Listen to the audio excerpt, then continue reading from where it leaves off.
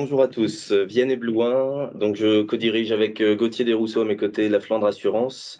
La Flandre Assurance, nous sommes une société de courtage en assurance spécialisée en risque d'entreprise, entreprise familiale qui a été fondée par mon arrière-grand-père en 1929.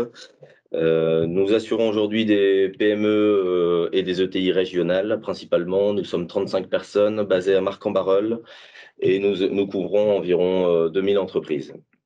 Voilà. Notre historique avec le produit cyber est assez ancien parce que nous avons débuté dès 2008. On était assez peu nombreux à le faire à l'époque. Le risque est considéré comme un risque nouveau. Nous avons eu très très peu de souscriptions entre 2008 et 2015 et nous nous sommes davantage développés à partir de 2015 sur des liés aussi au contexte de certains virus, et notamment par exemple le virus WannaCry dont vous avez dû entendre parler en 2017, qui a favorisé voilà, la souscription de ce produit cyber. Et dernièrement, où on estime aujourd'hui que le marché est beaucoup plus mûr qu'il ne l'était il y a de ça 2-3 ans. Néanmoins, ça, on va vous le présenter, ça reste un marché qui est très peu couvert. Sur nos 2000 clients, nous avons une centaine de clients entreprises assurés aujourd'hui. Bon, on a développé cette spécialité parce qu'on a créé un produit avec un assureur, un produit sur mesure, et aujourd'hui on est le premier développeur de ce produit dans la région. Alors, on vous propose de dérouler cet atelier en plusieurs parties. Tout d'abord, quelques éléments de contexte sur lesquels on va essayer d'aller assez vite, parce que je pense que beaucoup d'entre vous ont suivi le premier atelier de la matinée, qui reprendront peut-être certaines thématiques. Ce que couvrent ensuite les contrats cybercriminalité pour l'entreprise. On va vous présenter quelques exemples de sinistres qui sont de plus ou moins de notoriété publique, mais aussi certains sinistres chez nos clients. Et ensuite, pourquoi s'assurer et comment bien choisir son assurance. Alors, sur les éléments de contexte, donc ce que l'on peut observer, et l'actualité en fait largement l'écho, donc c'est une explosion énorme au niveau des attaques, avec un marché, quand on parle de marché, c'est le marché des cybercriminels, qui est un marché largement organisé, structuré, piloté depuis certaines zones géographiques telles que la Russie, la Chine ou l'Israël. Donc on sent qu'il y a une volonté de nuire qui est volontaire et clairement organisée. Une vulnérabilité qui s'est fortement accrue avec le Covid, avec notamment le télétravail, qui a amené les entreprises à réorganiser ou à adapter leur système d'information, mais les collaborateurs qui étaient à leur domicile n'avaient pas forcément les bons réflexes, et donc on a eu un accroissement du risque lors de cette période. Alors, on pense que seules les grandes entreprises sont touchées. Donc, oui, les grandes entreprises sont effectivement les premières cibles, ne serait-ce que par leur notoriété. Donc, ce sont ces entreprises qu'on va attaquer en premier. Mais en réalité, 77% des attaques concernent aujourd'hui les PME, avec quatre principaux risques qui sont le hameçonnage, le phishing, hein, donc le fait d'envoyer des mails contenant des éléments frauduleux, les rançongiciels, donc qui est la demande de rançon qui vise à bloquer les systèmes, sauf à ce que la rançon soit payée. Le vol de données, donc il y a une conséquence d'une des deux premières risques qui vise donc évidemment à piller les données de l'entreprise. Et enfin, les faux ordres de virement, donc qui visent à vider une partie des comptes de l'entreprise avec les fraudes que l'on connaît assez traditionnellement, malheureusement, aujourd'hui. Alors, cette préoccupation est devenue majeure dans les entreprises. Allianz avait mené une enquête en 2020, donc auprès de 2700 entreprises dans plus de 100 pays, et qui révèle donc que le risque cyber arrive en tête des préoccupations en termes de risque pour les entreprises. Et aujourd'hui, force est de constater que très peu d'entreprises sont couvertes en assurance cyber. Il faut savoir que le coût économique aujourd'hui estimé de la cybercriminalité est de plus de 700 milliards de dollars, mais avec une enveloppe de couverture de risque qui n'est que de 5 milliards de dollars. Donc on a un écart énorme entre les fonds qui sont comment dire, destinés à la couverture de ce risque, qui lui est plus de 100 fois supérieur. 87% des grands risques des grands groupes sont couverts et seulement 8% des ETI, et bien évidemment encore moins, moins de 1% des PME sont aujourd'hui assurés. Donc ça, c'est ce que nous constatons chez les clients, chez les entreprises. Du côté des assureurs, au niveau du contexte, c'est un risque pour lequel les assureurs disposent de très peu de recul. Pour être assurable aujourd'hui, les assureurs ont besoin de modèles historiques, de données sur des événements passés et les coûts associés. Et aujourd'hui, c'est très difficile pour eux de modéliser ces attaques et les coûts associés. Les contrats ont évolué ces dernières années. Le marché n'était pas mature, comme on vous l'expliquait. Donc, les assureurs ont proposé des textes de plus en plus larges pour encourager la souscription, mais avec un périmètre de garantie qui n'était pas forcément clair. On le verra ensuite. On est à cheval entre du dommage matériel, de la responsabilité civile et de la fraude. Ce qui a généré aujourd'hui chez l'assureur des textes avec des grosses largeurs qui amènent un gros risque pour eux dès lors que la sinistralité augmente. Face à ça, nous avons une mutualisation du risque qui est encore faible. On l'a vu, très peu d'entreprises sont couvertes, ce qui nécessite aujourd'hui, enfin, ce qui engendre aujourd'hui un déséquilibre entre les primes collectées par les assureurs pour faire face aux sinistres qu'ils peuvent avoir à régler. Et on constate depuis l'année dernière un fort retrait des assureurs sur le sujet, une augmentation conséquente des primes d'assurance. À titre d'exemple, on a eu des clients qui se sont vus doubler leurs primes là, au 1er janvier 2020. T1 et des capacités aujourd'hui qui se restreignent sur le marché, puisqu'on a des assureurs qui vont à reculons, certains qui sortent du risque estimant ne pas avoir suffisamment de données pour bien l'appréhender. Pour eux, c'est une analyse effectivement délicate. C'est des nouvelles compétences techniques qui sont requises chez les assureurs pour mesurer et chiffrer les risques qu'ils s'engagent à régler lors de la conception d'une offre. Ils n'ont pas possibilité de faire de visite de risque. Ce sont des informations qui sont souvent sensibles ou confidentielles. Donc, dans la modélisation et dans l'appréhension du risque de l'entreprise, s'ils veulent le personnaliser, c'est délicat pour eux. Et on fait face aujourd'hui à des assureurs qui veulent s'y pencher, mais qui demandent des questionnaires assez lourds que les entreprises ne complètent pas forcément, donc ce qui ne favorise pas la souscription et la mutualisation de ce risque. C'est effectivement un risque d'intensité pour les assureurs parce le sinistre peut être conséquent. Et en plus, c'est un risque de fréquence. Donc, c'est tout ce que n'aiment pas les assureurs, puisqu'ils ne maîtrisent pas, la fréquence est importante et les coûts peuvent être élevés. Et on voit aujourd'hui, dans le contexte actuel, le gouvernement qui commence à s'emparer du sujet en tentant de le réguler. Alors pour l'instant, ce sont que des projets de loi, mais très récemment, une députée a annoncé vouloir réfléchir à obliger certaines entreprises à souscrire ce type de contrat, et notamment toutes les entreprises qui seraient amenées à travailler avec l'État pour mieux les protéger. Voudrait obliger les entreprises à déposer une plainte dès lors qu'elles sont attaquées, pour permettre la libération ou pour permettre l'activation des garanties du contrat cyber, parce que très peu d'entreprises portent plainte et par souci de confidentialité aussi, j'imagine. Et ensuite, le gouvernement voudrait limiter les garanties. On le verra ensuite.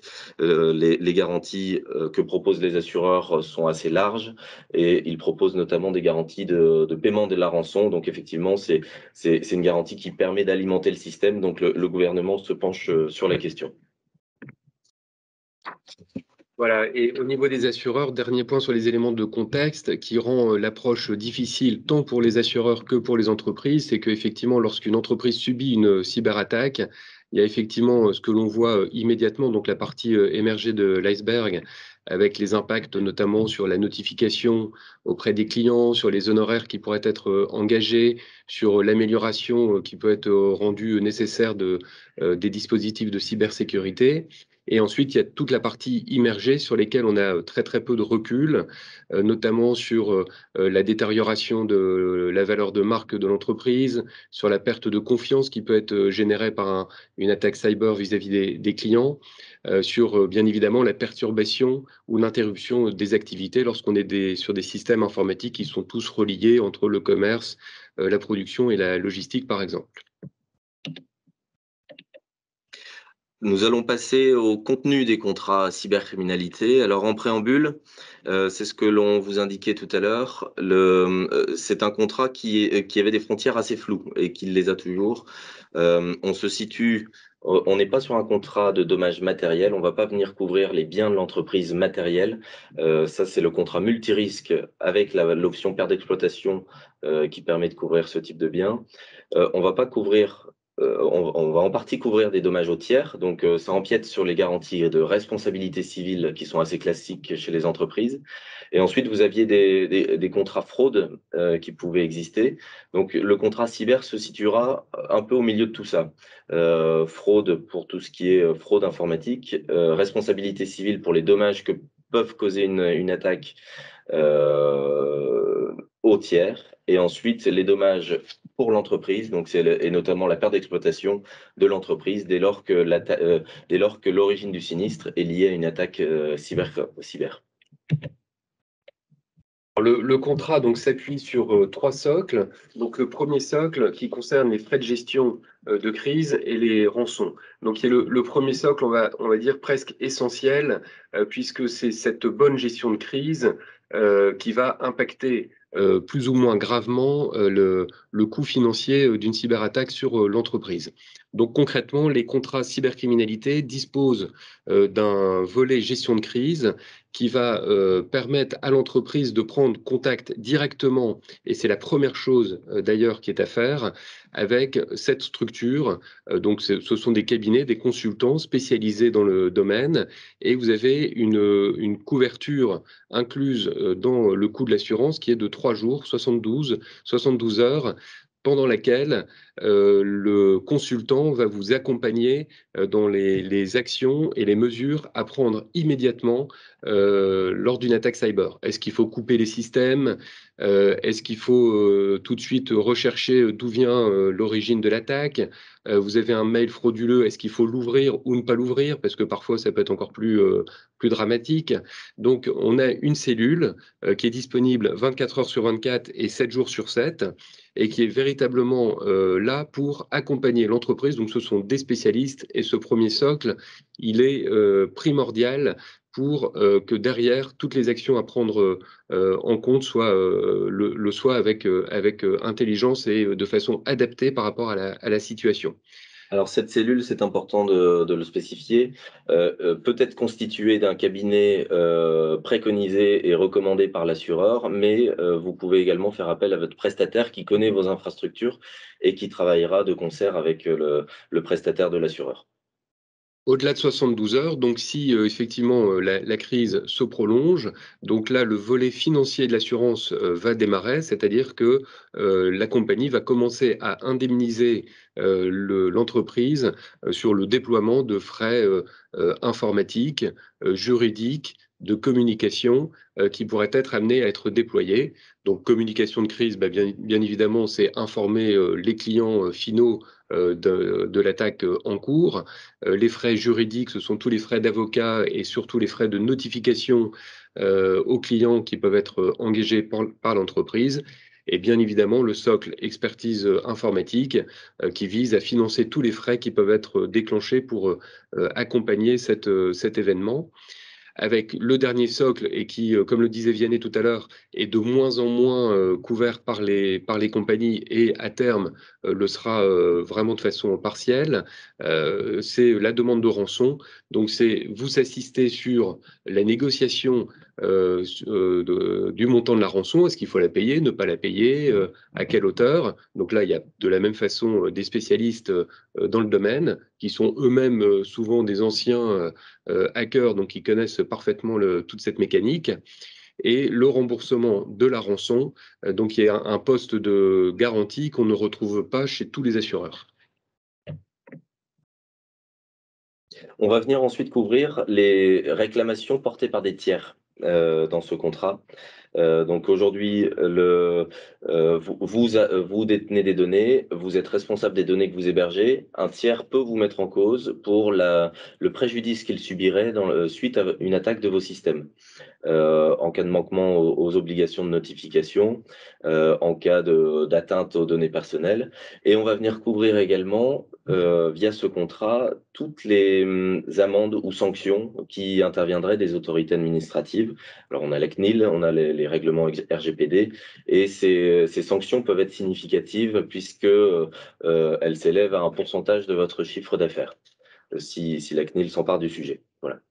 Donc c'est un point également très important et qui se superpose avec le premier volet dans la mesure où, par expérience, sur des dossiers sinistres, nous avons eu des honoraires d'avocats pour pouvoir gérer le dossier en relation avec la CNIL. Donc des honoraires pris en charge par le premier volet et ensuite l'amende de la CNIL prise en charge par ce volet-là, réclamation des tiers. Le troisième socle, donc, qui concerne le volet purement financier, avec donc les pertes d'exploitation et les frais supplémentaires engagés par l'entreprise. Vianney, si tu peux. Voilà, donc on va couvrir donc les pertes d'exploitation comme on le ferait après un sinistre incendie. Vous avez vos machines qui sont détruites ou à l'arrêt, donc vous allez générer une perte de marge brute. De la même façon, votre système informatique est complètement bloqué. Vous ne pouvez plus rentrer de commandes par Internet. Vous ne pouvez plus redémarrer vos machines parce qu'elles sont reliées à un système d'information global. Vous ne pouvez plus tout simplement ouvrir vos PC et répondre aux requêtes de vos clients. Donc, tout cela va générer effectivement des pertes d'exploitation pour l'entreprise, donc qui sont couvertes par le contrat. À préciser que ces pertes d'exploitation n'interviennent pas en doublon de votre garantie multirisque. Une perte d'exploitation en multirisque exclut systématiquement les risques d'origine cybercriminalité. Donc c'est vraiment le contrat cybercriminalité qui couvre ce type de perte d'exploitation engendrée par une attaque informatique ou une attaque cyber. Et le deuxième volet, donc, ce sont les frais supplémentaires d'exploitation, donc qui visent à financer tous les frais qu'il serait raisonnable d'engager pour justement limiter les casses au niveau de la perte d'exploitation. Donc tous les frais de relocalisation, de déménagement de matériel, de sous-traitance pour limiter la perte de marge brute sont couverts par ce volet frais supplémentaires. Et ensuite, les contrats cyber proposent deux options, alors que l'on systématise, nous, dans nos offres clients. Donc, ils sont la fraude téléphonique. Donc, clairement, c'est le détournement d'une ligne téléphonique sur voie IP, qui est détournée pour générer des numéros. On va vous expliquer là tout à l'heure un exemple de sinistre très, très concret. Et la fraude informatique, donc là, clairement, ce sont les détournements de RIB, les détournements d'actifs financiers au travers d'une attaque cyber. Donc, il faut bien que l'angle d'attaque soit toujours une cyber-attaque. Et dans ce cas-là, on va couvrir effectivement les conséquences de vol de fonds liés à cette fraude informatique. Quelques exemples de sinistres. Alors, bon, vous avez des sinistres majeurs qui sont parus dans la presse. Alors, j'avais évoqué tout à l'heure en mai 2017, là, c'est WannaCry, c'était un ransomware qui a touché plus de 150 pays et fait 200 000 victimes. Donc, si vous vous rappelez, de nombreuses entreprises ont été paralysées pendant cette période. Ça a été un premier vecteur de sensibilisation des clients entreprises. Domino's Pizza qui s'est fait extorquer 600 000 informations personnelles avec accouplé une demande de rançon. Lise Charnel Lingerie qui a été placée en redressement judiciaire par protection à la suite d'un ransomware. qui avaient crypté toutes leurs données en France et à l'étranger, et ils n'avaient plus d'activité possible. On vous a repris également quelques sinistres régionaux. Alors, Rabot du Tilleul, qui a communiqué sur le sujet l'été dernier, qui a été impacté par une attaque cyber paralysant ses systèmes d'information pendant plus de 7 semaines. Je vous invite éventuellement à écouter leurs témoignages sur YouTube. C'est assez parlant et révélateur des mesures, enfin de l'incapacité dans laquelle on se trouve à ce moment-là. Parce qu'ils étaient coupés de toute communication à la fois avec leurs salariés, ils n'avaient plus d'accès à messagerie, donc ils ont dû dérouler un plan de reprise, heureusement qu'ils avaient préparé, pour petit à petit retrouver une activité normale. Alors, on n'a évidemment pas mis les noms, mais voilà, une société de distribution spécialisée à Roubaix qui s'est fait hacker, et notamment ses systèmes de caisse enregistreuse, donc qui a généré une indemnité par le contrat cyber de 450 000 €. Indemnité partagée entre tout ce qui est frais de décontamination, frais de déplacement des équipes informatiques sur chacun des sites qui avaient été bloqués. Un éditeur informatique à Lille, c'est assez récent, en septembre.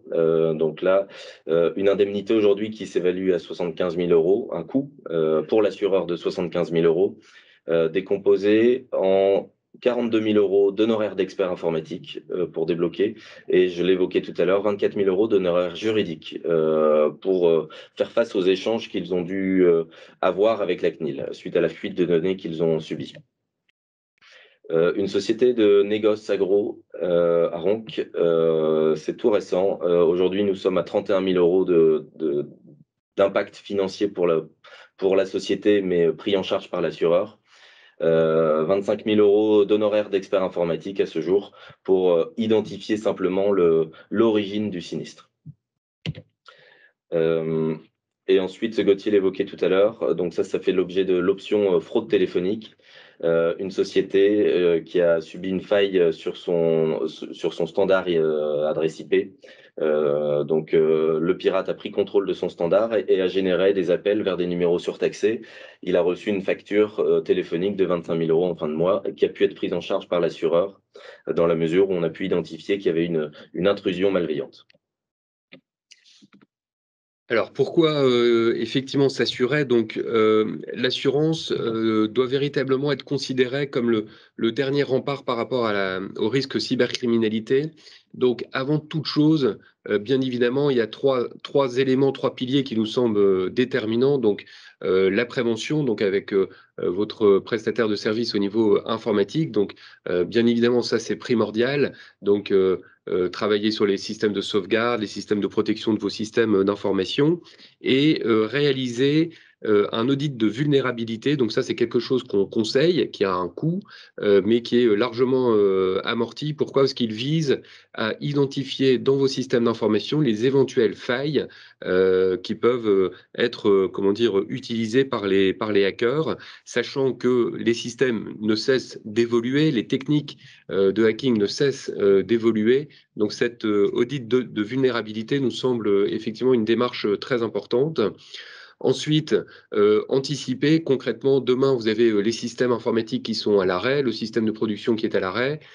Comment ça se passe? Quelles sont mes solutions de rebond? Est-ce que j'ai des alternatives? Est-ce qu'on peut travailler à partir d'un iPad? Est-ce qu'on peut travailler à partir d'ordinateurs portables déportés? Il y a différentes solutions qui existent. En tout cas, se poser la question en amont nous semble déterminant.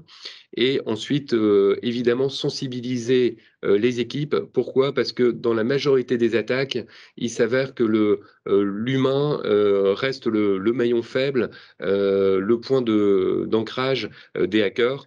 Tout simplement, le meilleur exemple, c'est la réception d'un mail qui contient une pièce jointe frauduleuse.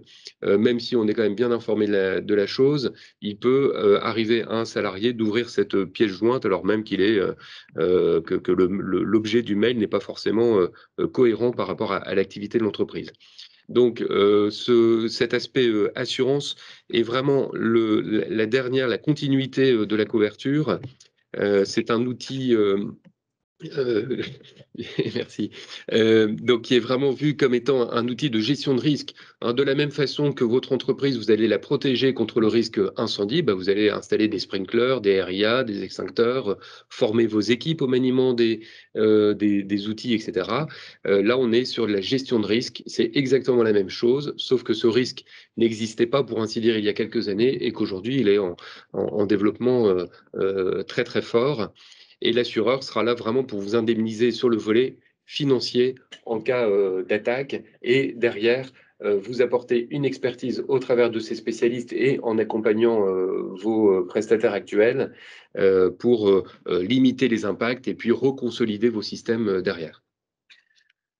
Alors effectivement, aujourd'hui, je vais aller vite pour ne pas déborder sur le temps de questions-réponses. On l'a vu, hein, un des premiers plans de l'assurance, c'est de vous fournir un panel d'experts. C'est très important. En cas de sinistre, vous vous retrouvez vraiment démunis face à votre système, face à vos clients, face à vos collaborateurs. Le recours à ces services d'experts tiers vous permettent de donner du rythme dans la réponse, de savoir comment gérer vos priorités face à cette attaque, comment communiquer, avec qui, quand, à quel moment, et comment reprendre progressivement, réouvrir vos systèmes. Donc ça, c'est très important. Et ensuite, évidemment, le volet financier dont on a parlé, qui est couvert par l'assurance. Donc la perte d'exploitation, les dépenses supplémentaires, voilà, et toute réclamation de tiers. Et la rançon, qui est aujourd'hui la plus grosse charge sinistre rencontrée par les assureurs. Au niveau des acteurs, tous les assureurs proposent, quasiment tous, ont proposé ou proposent encore des produits cyber, mais leurs garanties sont très variables. Donc aujourd'hui, nos points de conseil et points de vigilance sur le choix de votre assurance. Alors le premier, tout d'abord, c'est de solliciter un courtier, parce que ce courtier aura connaissance de toutes les offres du marché, contrairement à un agent d'assurance qui vous présentera le produit de son assureur ou à un banquier qui aura qu'un seul produit à délivrer. Donc le courtier vous permet d'avoir un conseil en totale indépendance. Ensuite, nous vous invitons à vérifier le contenu de cette offre et notamment certains points qui ne sont pas présents systématiquement. D'abord, la demande de rançon. Est-ce que elle est couverte? Ça n'est pas le cas chez tous les assureurs et notamment les assureurs français. C'est pour ça qu'on a recours beaucoup aux assureurs anglo-saxons tels qu'AIG, Chubb ou Hiscox. C'est une garantie qui est majeure, comme on l'a évoqué. Aujourd'hui, la demande de rançon ou les frais de déblocage sont la charge la plus conséquente des assureurs. Le paiement des pénalités administratives, des amendes, n'est pas systématiquement couverte. Vérifiez bien également les exigences qui sont formalisées dans votre contrat en termes de prévention. Est-ce qu'on vous demande de sauvegarder? Bon, on vous demande probablement de sauvegarder, on vous demande peut-être plus des pare-feux, des mises à jour régulières de vos installations. Donc ça, c'est un point important contractuel pour éviter une déchéance de garantie en cas de sinistre. Les plafonds, les assureurs sont aujourd'hui en train de restreindre leurs garanties, on en a parlé. Donc bien vérifier les sous-plafonds ou les sous-limites qu'ils peuvent incorporer dans leur contrat sur certaines garanties. Est-ce qu'il y a présence ou non de garantie fraude? On est vraiment souvent à la frontière entre l'acte malveillant, la fraude ou vraiment la cyberattaque. Donc c'est une garantie que l'on prévoit systématiquement de notre côté. Et ensuite, les franchises qui sont applicables. Contrôlez également l'expérience du porteur du risque et du courtier qui vous accompagne sur le sujet cyber et vérifier la renommée de leur partenaire assistance. On a bien insisté sur ce point.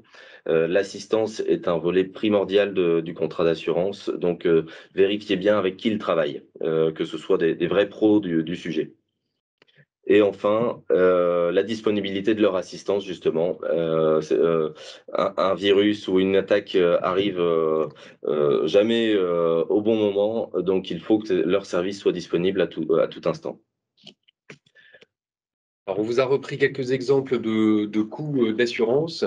Par montant de garantie, les niveaux de garantie, là, dans l'exemple repris, vont de 500 000 à 3 millions d'euros de garantie. Donc, ce montant, bien évidemment, il va dépendre de la taille de l'entreprise, de votre exposition au risque et puis du chiffre d'affaires.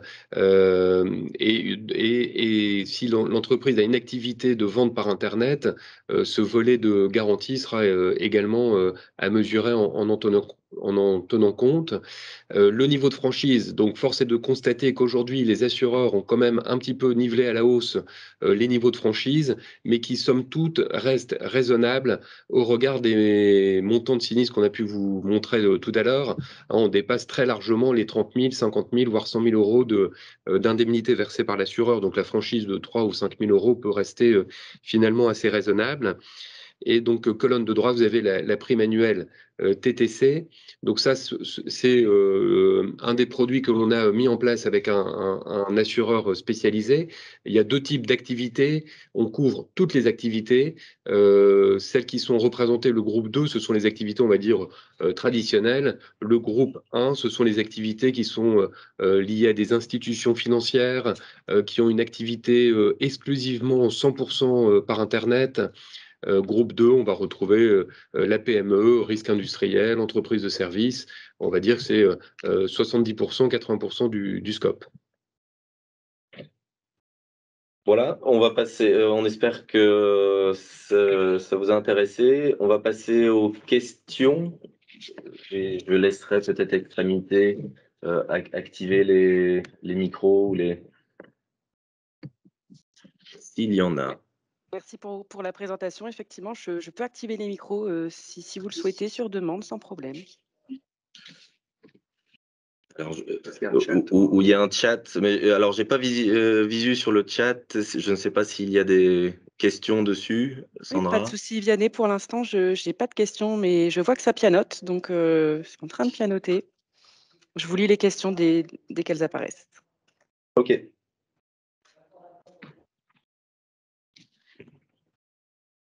Alors l'exemple de prime qu'on avait mis sur la slide précédente, c'était pour une entreprise qui faisait de 10 à 20 millions de chiffre d'affaires. Alors, il y a Madame Loa Sophie qui dit merci bien, très clair. Et on a une question de Christophe Pérus. Quelles sont les exclusions d'une assurance cyber? Alors, tout dépendra des contrats, des assureurs. Au niveau des exclusions en cyber, on va principalement bien scinder. Globalement, ce qu'il faut retenir, c'est qu'il faudra justifier auprès de l'assureur cybercriminalité l'intrusion informatique. Frauduleuse ou malveillante. Ça peut être également, on va couvrir un salarié qui, suite à une mauvaise relation, décide de pénaliser l'entreprise et injecte un virus. Donc, au niveau des exclusions, elles sont assez. La principale exclusion à prendre en compte, c'est un peu ce qu'on a connu au moment du Covid, ce sont les risques d'intensité, les risques systémiques. Donc, un assureur ne pourra pas assumer un risque généralisé, une cyberattaque généralisée touchant tout un pays ou toute une région. L'assureur va couvrir uniquement un risque plus localisé sur l'entreprise. Mais vous faire la liste des exclusions serait complexe. Ensuite, dans tous les contrats d'assurance, vous avez des exclusions qui visent plutôt à orienter dans un contrat ou dans un autre. Donc, il y a des notions de fraude. On l'a vu, hein, le contrat cyber est à la frontière de la fraude, de la responsabilité civile, des multirisques. Donc, chaque contrat a ses exclusions visant à bien définir au mieux le périmètre du contrat. Et donc là, ce qu'il faut retenir, c'est que dès lors qu'on arrive à justifier d'une attaque informatique, le contrat cyber est amené à intervenir. Alors, j'ai une autre question, Vianney. Beaucoup de contrats prévoient des mises à jour obligatoires des systèmes, mais cela n'est pas toujours possible sur des machines de production dont les OS n'évoluent pas. Comment contourner cette difficulté? Alors, deux options.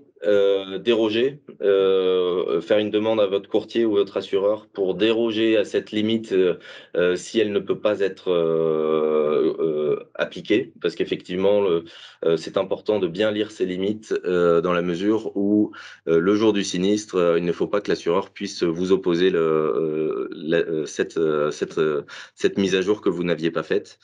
Donc, il faut voir négocier avec l'assureur pour supprimer cette limite que vous ne pouvez pas respecter. C'est des discussions à avoir avec l'assureur. En contrepartie, vous devrez probablement lui fournir des éléments visant à le rassurer ou maîtriser ou atténuer le risque. On peut, alors nous, c'est vrai que dans notre contrat, on demande une mise à jour, non pas immédiate, mais dans les X semaines de la disponibilité de la mise à jour, etc.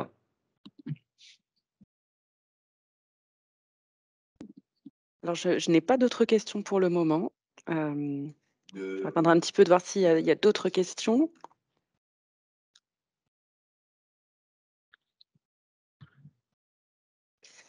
Alors, j'ai une autre question de Christophe Pérus. Est-ce que l'assurance cyber couvre si la malveillance vient d'un de mes salariés? Tout à fait. Tout à fait. Dès lors que la malveillance a son origine dans les outils informatiques. Donc, l'intrusion d'un virus dans le système d'information de la société par un salarié est couverte par le contrat cybercriminalité.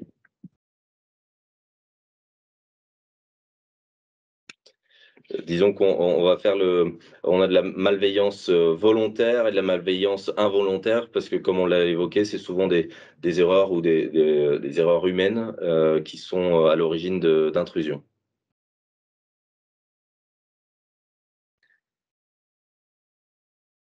Et l'audit de vulnérabilité peut avoir toute son importance dans ce cas de figure.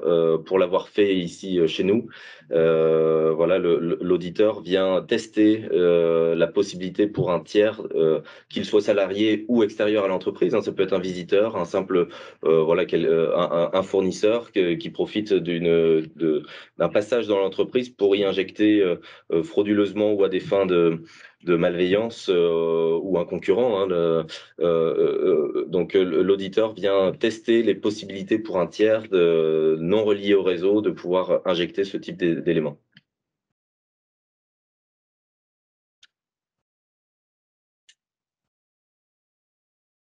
Alors, je crois qu'il y a une autre question qui se prépare.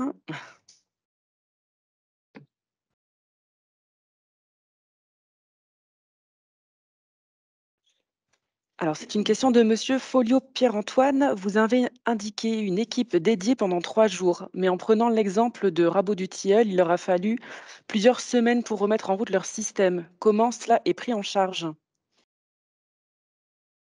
Donc, en fait, les 72 premières heures sont, entre guillemets, prises en charge gracieusement par l'assureur.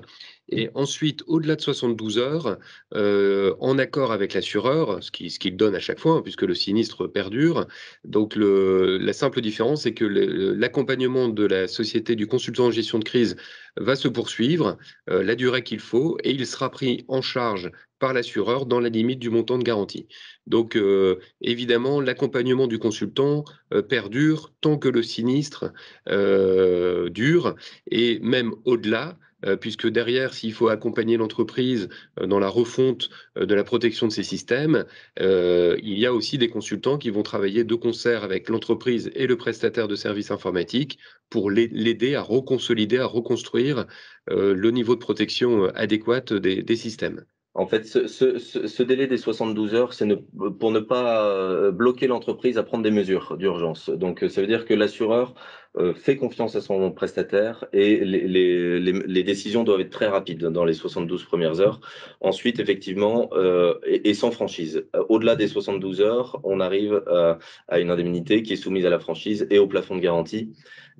Mais bien évidemment, l'accompagnement perdure.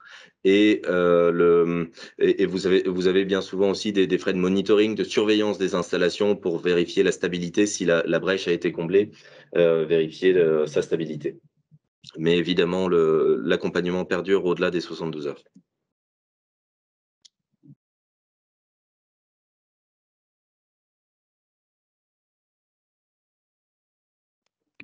Alors, je n'ai pas d'autres questions pour le moment. Il reste encore 3 minutes. Je ne sais pas si vous avez encore d'autres questions.